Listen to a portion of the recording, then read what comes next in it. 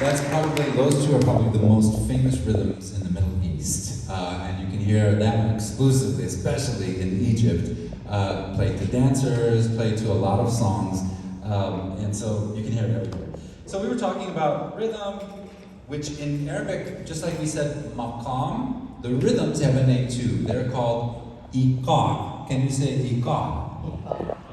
In plural it's iqa'at, but even if you say iqa, that would be good. So imagine a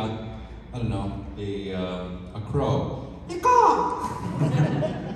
If that helps. Iqa is the name of the rhythmic modes, just like maqam is the name of the scales and the melodic modes that we play. So not all of the music in the Middle East is classical music, but I wanted you to see kind of how there is a through line here from classical to classical to classical. So there's early music, and this was earlier music. So it's all connected. All right, so I wanted to play for you a piece of folk music, actually. Our family is from Palestine, not Texas, the Palestine.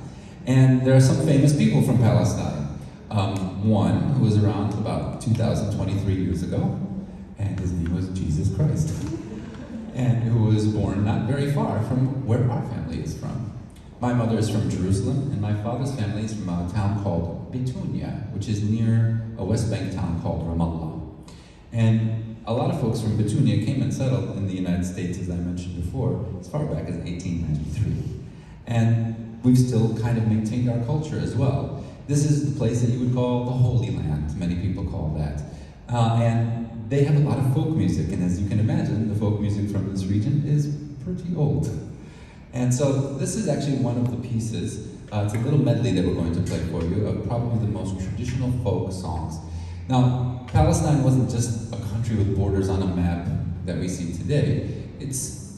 Places didn't have borders the way they do today. There were regions. So parts of what we consider today as Syria and Lebanon were also considered parts of Palestine at one point.